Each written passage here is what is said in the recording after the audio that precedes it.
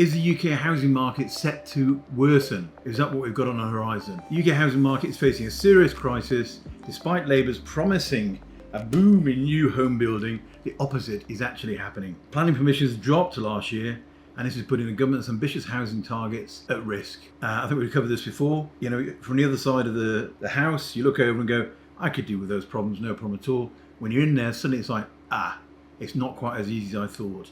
And that's where I think we're at. Fewer homes are being built. Demand is actually growing for a number of reasons, especially from overseas buyers and immigrants. A lot from the US. The US make up 12% of all house buyers in the UK at the moment.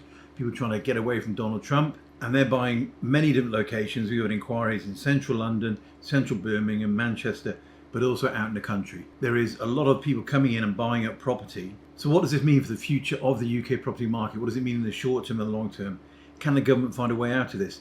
Well, the first thing is, if they do build a huge amount of houses, a lot of those are going to be replacing social housing that was sold off from Margaret Thatcher's era onwards. So it's not really going to affect mainstream buy-to-let people. It's going to take out the spending that government's putting into social housing, which is to put people into hotels and guest houses, is 25 billion a year at the moment. 25 billion. I mean, that is crazy. So what are the key points here?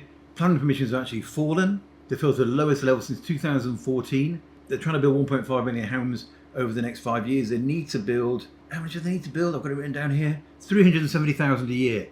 Okay? And last year, they gave planning on 242, which is 2% less than the previous year. Planning approvals need to go up by 53% to hit their target. That's what needs to be done, and it's not occurring at the moment. So it means that, you know, the end of the world, as far as a buy-to-let investor, is not there. It's not coming in. All right. Labour's housing targets, they're not doing it. They're not getting the starts they wanted to. Why is that?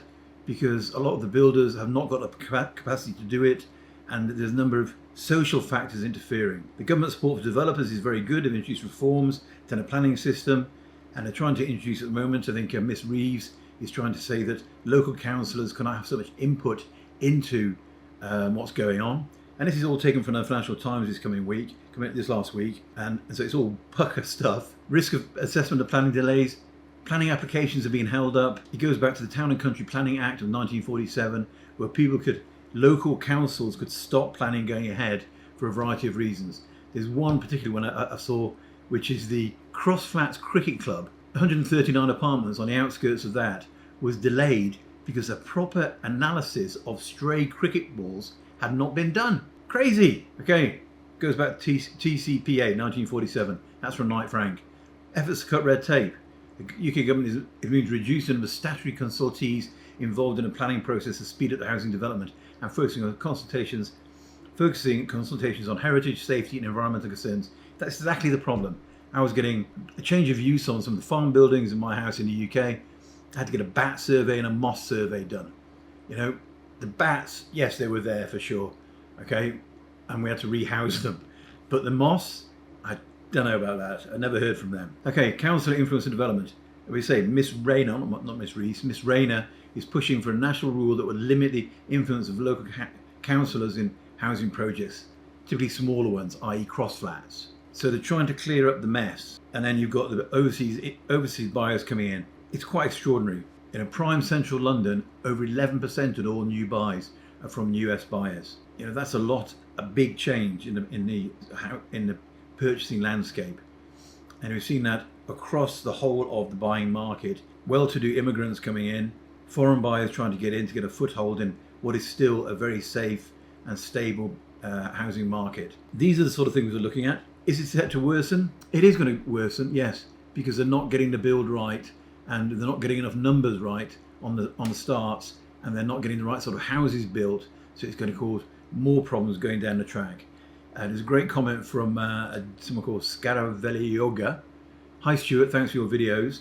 This is from last week. Gary Stevenson has predicted house prices will double over the next few years. Do you watch his videos? What do you think? He's been right about just about everything else. Well, Gary Economist, he writes some really interesting stuff, and he does some interesting videos. He has been right about a lot of things. His view is, you know, rich people are getting richer. Over the last 5 years, the average net worth of a property landlord in the UK has doubled. And he's saying that over the next 5 to 6 years, he could see it doubling again. Why is that? Because rich people, and this is a quote I think, only need 2, 3, 4, 5, maybe 6 houses to live in, but they can afford 1,000. And so they go out and buy them up because it's a good investment location. So is this going to continue? I think it's a big ask to say it's going to double over the next 5 years. And I'm not sure the fundamentals support that, but the supply is not there, and there is every chance it will continue just to go up and up and up. We've got another question here from Doomy Preda 6161. Leasehold is the biggest scam ever in house market history. It's understandable for blocks and flats, but it's 100% nonsense for a house to be sold without the land it's built on. Absolutely. And it's changed to this common hold that they're doing with blocks of flats, which they've committed to doing over the next 4 years before they're out of Parliament, which probably, unless Conservatives really do something badly wrong, they probably would be. That's a good thing. So, yeah, you're right, leasehold is madness. It's good it's all coming back to common hold or freehold. Another question we have is, well done, Kia. This is from Night 1377. Well done, Kia. Successful in your plan to make just about everything worse. Well done. I don't know, he's not done bad on foreign policy, but internally, he just seems to be that the people he's got working for him haven't got a clue. You know, they didn't model what would happen if they made some of these changes, and consequently, what they're doing is just cack-handed. I don't know what business experience they have, but if they come from a civil service background, which I think a large amount of them do, they don't actually come from a commercial background, you don't know how to look around the corner, how to get it right. So he isn't doing very well at the moment. And this is from the same person again. The people in power are either clueless or simply don't care about tenants. Unfortunately, punitive legislation against landlords is a vote winner. The voting population in general is too dumb to realise the knock-on effects. Okay, I mean, that's a bit harsh. It is a vote winner, and they are doing that to try and get as many votes as possible. What's going to happen? You're just going to see more of the haves and the have-nots. People who can't afford to do it. I mean, house prices at the moment are going up strongly on the back of people trying to get onto the housing ladder, which is a good thing. So first-time buyers and so on. You know, long may that continue, and long may interest rates continue to fall. But the point is, we are getting into a haves and have-nots. The step between a flat and a house has become much higher than it used to be. So for people to go from living in a flat to living in a house is much more of a jump. And consequently, people aren't going to be able to do that, I don't believe, as easily as they used to. And to go straight into buying a house, you're going to need to have Bank of Mum and Dad or something else like that. There's a lot of truth in what you're saying. People in power are not clueless. They're just not educated in, I think, the business world. But, you know, what would we do in the same position? I could be all right in a few areas, but I'm sure I couldn't run a country. So there we go. Efforts to cut red tape are in place. Council influence in development is being trying to be controlled. You can't control foreigners buying into the market. That's why the UK is such a great free enterprise location. People can come in and buy, and that's why it is a great investment market. Planning delays, that needs to be fixed. Town and country planning after 1947, that needs to be changed completely. Support for developers, boost it. They do great jobs in Canada and Australia of doing that. Do more of it in the UK. Housing targets and reforms, 370,000 is never going to occur every year. We should have a sweepstake really and say, what do we think they will actually do at the end of 4 years? I mean, it'll all be fluffed up anyway and covered up, so we'd never know. But I can't see it being more than 1 million houses. Not at all. So there we go. Thanks for listening to Michael Rap number 248. Thanks for sending in those questions. Do carry on.